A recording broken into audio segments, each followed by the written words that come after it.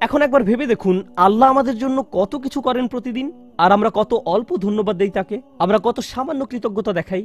তারপর আমাদের যখন আবারও কিছু দরকার হয়, প্রয়োজনটা আমরা এমনকি মুখ ফুটে চাইও না। আমার ফুসফুসের প্রতি নিঃশ্বাসে বাতাসের দরকার হয়, এমনকি আমি যখন আল্লাহর অবাধ্যতা করছি তখনও বাতাসের দরকার হয়, ঠিক কি না? আমি আল্লাহকে ভুলে যাওয়া সত্ত্বেও তিনি আমাকে ভুলে যান না। তিনি আমার প্রয়োজন পূরণ করেন। আমার ফুসফুস তার কাছে চায়, আমার হার্ট আরেকটা পাম্পের জন্য তার কাছে চায়, আমার চোখ আর্দ্র থাকার জন্য তার কাছে চায় যেন সে দেখতে পারে। এমনকি যখন আমি চাওয়ার প্রয়োজন বোধ করি না, তখনও তিনি আমাকে দিয়ে যাচ্ছেন। আল্লাহর এত সব অনুগ্রহের শুকরিয়া আদায় করা আমার পক্ষে কখনোই সম্ভব নয়।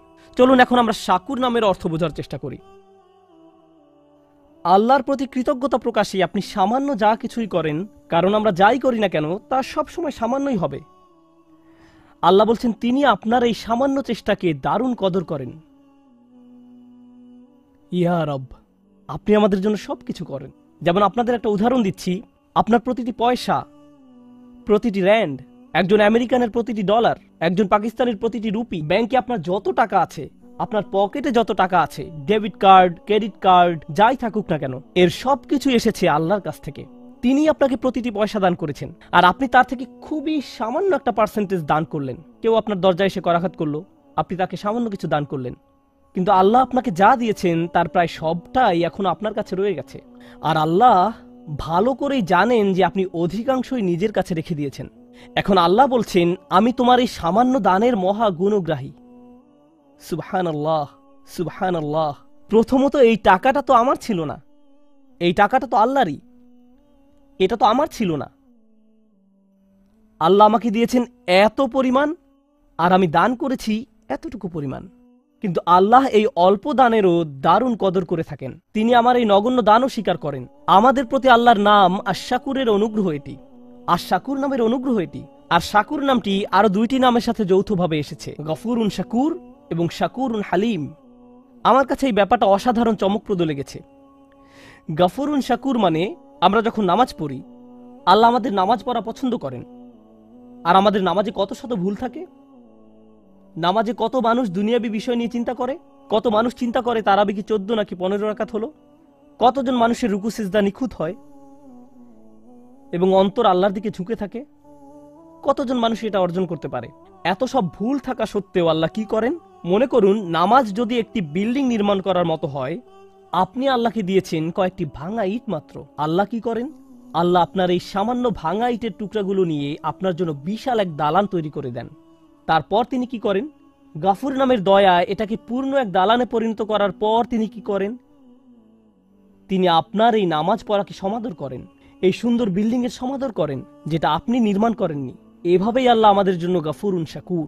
অর্থাৎ এমনকি আমাদের সওয়াবের কাজেও ত্রুটি রয়েছে, খুঁত রয়েছে। প্রথমে আল্লাহ স্বয়ং ওই ত্রুটি বিচ্যুতিগুলো দূর করে দিবেন, তারপর আমাদের এই ত্রুটিপূর্ণ ভঙ্গুর প্রচেষ্টাগুলোর জন্য আমাদের প্রশংসা করেন।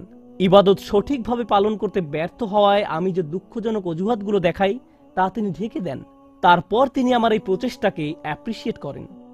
ইনি আল্লাহু গফুরুন শাকুর। এটা আল্লাহ ছাড়া আর কেউ করতে পারে না। যদি আপনার বসের কোনো কাজ কোনো রকমে করে দেন, মামুলিভাবে করে দেন, তিনি আপনাকে অমুক একটা প্রজেক্ট করতে দিয়েছেন, 30 পৃষ্ঠার রিপোর্ট তৈরি করতে বলেছিলেন, আপনি মাত্র 2 পৃষ্ঠা লিখে বসের হাতে তুলে দিলেন, তারপর বললেন আপনার খুশি হওয়া উচিত, আমি তো 2 পৃষ্ঠা লিখেছি। কি হবে ভাবতে পারছেন? মানুষের পক্ষে কোনোদিন আল্লাহর মতো গাফুরুন শাকুর হওয়া সম্ভব নয়। যদি প্রত্যাশার চেয়ে কম করেন, তাহলে যার জন্য কাজটি করেছেন তিনি আপনার প্রতি ক্রোধান্বিত হয়ে পড়বেন। কিন্তু আল্লাহ বলছেন তুমি তো অন্তত চেষ্টা করেছো, আমি তোমার ত্রুটিগুলো ঢেকে দিচ্ছি। আন ইয়াজিদাহুম মিন ফাদলিহ, তিনি যে শুধু আপনার ত্রুটিগুলো ঢেকে দেন তাই নয়, তিনি ভালো কাজের এত সমাদর করেন যে তদুপরি তিনি আপনাকে পুরস্কৃত করেন। ইয়াজিদাহুম মিন ফাদলিহ। সবশেষে মানুষ যখন জান্নাতে গিয়ে উপনীত হবে, তারা আল্লাহকে স্মরণ করবে। কিন্তু কিভাবে তারা আল্লাহকে স্মরণ করবে? মনোযোগ দিয়ে শুনুন। তারা আল্লাহর প্রতি কৃতজ্ঞতা প্রকাশ করবে তাদের দুঃখগুলো দূর করে দেওয়ার জন্য। তারা বলবে আল্লাহ তার নাম পূর্ণ করেছেন। কোন নাম? আল্লাহ আমাদের সবগুলো ত্রুটি ঢেকে দিয়েছেন, আর তিনি আমাদের প্রচেষ্টাগুলো সমাদর করেছেন, এবং আমরা যা করেছি তার চেয়েও অনেক বেশি দিয়েছেন। তিনি বলেছিলেন এমনটি তিনি করবেন। আর শুধু এ কারণেই আজকে আমরা জান্নাতে, কারণ আমাদের কাজগুলো যথেষ্ট নয়, আমাদের প্রচেষ্টাগুলো যথেষ্ট নয়। তো মানুষ জান্নাতে প্রবেশ করার পর ব্যাপারটা আরো ভালোভাবে বুঝতে পারবে। শাকুরের সাথে সম্বন্ধযুক্ত আল্লাহর আরেকটি নাম হলো হালিম। এটাও আল্লাহর খুবই শক্তিশালী একটি নাম। হালিম এর অনেকগুলো অর্থ রয়েছে, একটি অর্থ তুলে ধরব। হালিম বলতে বোঝায় এমন কাউকে, আপনি যখন ভুল করেন, কয়েক মিনিট আগে আমি বলেছিলাম আমাদের ভালো কাজ জান্নাতে যাওয়ার জন্য যথেষ্ট নয়, আমরা এখন সেটা সম্পর্কে কথা বলছি না। আমরা এখন কথা বলছি আমার আর আপনার ভুল কিছু করা সম্পর্কে, কোনো পাপ করা সম্পর্কে, খারাপ কিছু করা সম্পর্কে। দুনিয়ার এই জীবনে আপনি যখন খারাপ কিছু করেন, কোনো পাপ কাজ করেন, যখন মিথ্যা বলেন, প্রতারণা করেন, যখন কাউকে কষ্ট দেন, অপমান করেন, এই জীবনে যখন এমন ধরনের কিছু করেন, তখন এত সব কিছুর পর তাদের জন্য আপনাকে ভালোবাসা কঠিন হয়ে পড়ে, খুবই কঠিন। মা আপনাকে জড়িয়ে ধরতে চায়, কিন্তু আপনি যদি আপনার মাকে ধমক দিয়ে কথা বলেন, চিৎকার চেঁচামেচি করেন, কোনো কোনো মানুষ এমনকি মারধরও করে, আল্লাহ তাদেরকে ক্ষমা করুন এবং তাদেরকে তওবা করার সুযোগ দান করুন। যদি কোনো সন্তান এমন কিছু করে, তাহলে মায়ের জন্য কি কঠিন হয়ে পড়ে? জড়িয়ে ধরা এবং বলা যে আমি তারপরেও তোমাকে ভালোবাসি। সন্তানের এই অন্যায়ের কারণে মুখে হাসি ফোটানো কঠিন হয়ে পড়ে। তিনি সহ্য করবেন, অন্তরে ব্যথা পাবেন এবং সন্তানের জন্য ভালোবাসা তখন আর তার থাকবে না। হিলম শব্দের অর্থ হলো সেই ব্যক্তির জন্য আপনার ভালোবাসা এবং যত্ন আছে যে আপনার প্রতি অন্যায় আচরণ করেছে, তারপরেও আপনার হিলম রয়েছে, তারপরেও আপনার ভালোবাসা রয়েছে, যত্ন রয়েছে। এখন এটা নিয়ে চিন্তা করুন, আমরা সামান্য কিছু ভালো কাজ করি, যদিও তা পারফেক্ট হয় না, আগে এ সম্পর্কে বলেছি, কিন্তু আমরা অগণিত খারাপ কাজ করে যাই, ভুলে যাই, বলা উচিত হয়নি এমন কথা বলে ফেলি, তাকানো উচিত নয় এমন কিছুর দিকে তাকিয়ে ফেলি, এমন কাজ করি যা করা উচিত নয়, মানুষের বিরুদ্ধে অন্যায় করি, আল্লাহর বিরুদ্ধে অন্যায় করি। এমন কাজ করলে মানুষ কি করে? কেউ যদি জানে অমুক তার প্রতি অন্যায় করেছে, আপনি যদি জানেন অমুক ব্যক্তি আপনাকে অপমান করেছে, তখন সে যা কিছুই করুক না কেন তাতে কিছু আসে যায় না। আপনি তখন শুধু তার ব্যাপারে একটা জিনিসই মনে রাখেন, সেটা কি?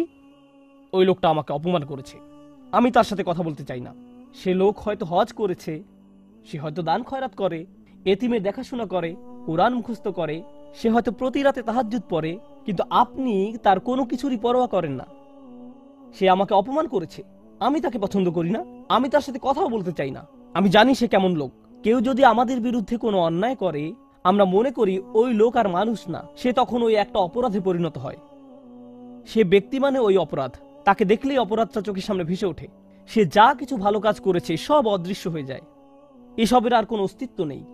আল্লাহ আজ্জা ওয়া জাল্লা নিজেকে শাকুরুন হালিম হিসেবে উপস্থাপন করার মাধ্যমে বলছেন, তিনি আমাদের ক্ষুদ্রতম ভালো কাজেরও সমাদর করেন। তিনি আমাদের ভয়ানক অন্যায় কাজের কারণে আমাদের ভালো কাজগুলো মুছে দেন না, তিনি ডিলিট করে দেন না। তিনি ভালো কাজগুলো স্বীকার করেন, মুছে দেন না, কিন্তু মানুষ এই কাজ করে। এজন্য তিনি শাকুর এবং হালিম। পাপ করা সত্ত্বেও তিনি আমাদেরকে ভালোবাসেন, তবু তিনি তাদেরকে ভালোবাসেন এবং তাদের ভালো কাজের সমাদর করেন, তাদের ভুল কাজগুলো সত্ত্বেও। ভাবতে পারেন, আয়েশা রাদিয়াল্লাহু তাআলা আনহা হলেন আমাদের মা। রাসূলুল্লাহ সাল্লাল্লাহু আলাইহি সাল্লামের সময়কালে কিছু মুসলিম রাদিয়াল্লাহু আনহুম তার সম্পর্কে এমন কিছু কথা বলে ফেলেন যা বলা উচিত ছিল না। তারা এই অন্যায় কাজে জড়িয়ে পড়ে। যখন তারা এসব বলা বলি করছিল, আবু বকর রাদিয়াল্লাহু তাআলা আনহু খুবই মনক্ষুণ্ণ হয়ে পড়েন। তিনি ছিলেন আয়েশার বাবা, তিনি আবার রাসূলুল্লাহ সাল্লাল্লাহু আলাইহি সাল্লামের খুব কাছের মানুষ ছিলেন। কেউ যদি আপনার মেয়ের বিরুদ্ধে কিছু বলে, তখন আপনার কেমন লাগবে? কিভাবে এমন কথা সহ্য করবেন? আর আল্লাহ আজ্জা ওয়া জাল্লা এমন মানুষদের বর্ণনা দিচ্ছেন যারা হযরত আয়েশা রাদিয়াল্লাহু তাআলা আনহা সম্পর্কে বাজে কথা বলেছিল। তোমার উচিত তাদেরকে ক্ষমা করে দেয়া। তাদের একজন মক্কা থেকে এসেছিলেন, এই ঘটনা মদিনায় ঘটে, কিন্তু তিনি কোথা থেকে এসেছিলেন? মক্কা। তিনি আবার বদর যুদ্ধেও অংশগ্রহণ করেছিলেন। আল্লাহ হলেন হালিম। তিনি তাদের ভুলগুলোর আলোকে তাদের সম্পর্কে কথা বলার পরিবর্তে তাদের ভালো কাজগুলোর আলোকে তাদের সম্পর্কে কথা বলেন। আল্লাহ তাদের ভুল কাজের কারণে তাদের ভালো কাজগুলো নির্মূল করে দেননি। তিনি আবু বকর রাদিয়াল্লাহু তাআলা আনহুকে উৎসাহিত করেন এই বলে, আলা তুহিব্বুনা আইয়াগফিরাল্লাহু লাকুম, তোমরা কি কামনা করো না যে আল্লাহ তোমাদেরকে ক্ষমা করেন? তিনি তাকে ক্ষমা করে দেওয়ার জন্য উৎসাহ প্রদান করেন। সুবহানাল্লাহ। এটা হলো মানুষের জন্য আল্লাহর হিলম, মানুষের জন্য আল্লাহর হিলম। আমাদের হিলমের অভাব রয়েছে, কিন্তু আল্লাহর কাছ থেকে আমাদের নিজেদের জন্য আমাদের এটা দরকার। ভাবতে পারেন, আমরা অন্যদের সাথে যেমন আচরণ করি, আল্লাহ যদি আমাদের সাথে তেমন আচরণ করতেন। কেউ খারাপ কিছু করলে আমরা তার অন্য কোনো ভালো কাজের মূল্য প্রদান করি না। শেষ যে ব্যাপারটি নিয়ে আমি কথা বলতে চাই তা হলো, আল্লাহ কোনো কাজের মূল্য দেওয়ার ক্ষেত্রে কতটা সূক্ষ্মতম। ওয়ালা ইয়াতাউনা মাউতিআন। আল্লাহ বলেন, একজন বিশ্বাসী যখন ভালো কাজ করে, তার প্রতিটি পদক্ষেপের বিনিময়ে তার জন্য সওয়াব লেখা হয়। আমরা এখানে নামাজ পড়তে এসেছি, আমরা আল্লাহর কাছে দোয়া করি তিনি যেন আমাদের নামাজের জন্য আমাদের পুরস্কৃত করেন, কিন্তু আমরা জানি না যে নামাজে আসার জন্য আমরা যখন গাড়ির ইঞ্জিন স্টার্ট নিচ্ছিলাম আল্লাহ আমাদের জন্য সওয়াব লিখছিলেন। আমরা যখন গাড়ি চালাচ্ছিলাম তখনও তিনি সওয়াব লিখছিলেন। চাকার প্রতিটি ঘূর্ণায়নের বিনিময়ে আল্লাহ সওয়াব লিখছিলেন। ডিজেল এবং গ্যাসোলিন কেনার জন্য আমরা যত টাকা খরচ করেছি তার জন্য আল্লাহ সওয়াব লিখছিলেন। মসজিদে আসার সময় যখন উজু করার জন্য যাচ্ছিলাম প্রতিটি পদক্ষেপের জন্য আল্লাহ সওয়াব লিখছিলেন। কিয়ামতের দিন মানুষ শুধু মন্দ কাজ দেখে তাজ্জব হবে না, মানুষ অবাক হয়ে যাবে, ইয়া আল্লাহ, এই সামান্য ভালো কাজটাও আপনি আমার জন্য লিপিবদ্ধ করেছেন। এই হলেন আল্লাহ শাকুরুন হালিম। আল্লাহ আমাকে আপনাকে কি কি দেওয়ার জন্য প্রস্তুত আছেন। সুবহানাল্লাহ। শুধু এই ভাবনাই আমাদের অবাক করে দেয়। আল্লাহ আজ্জা ওয়া জাল্লা আমাদেরকে তার প্রতি কৃতজ্ঞ করে তুলুন, যেন আমরা তার প্রতি শুকরিয়া আদায় করতে পারি। আল্লাহ আমাদের কাছে সামান্য যা কিছু চেয়েছেন তা যেন দিতে পারি। তিনি আমাদের কাছ থেকে বেশি কিছু চান না, তিনি আমাদের নিকটে বেশি আশা করেন না। আমরা সামান্য একটুও যদি তাকে প্রদান করি আল্লাহ তা বহু গুণে বহু গুণে বহু গুণে বৃদ্ধি করে দেন।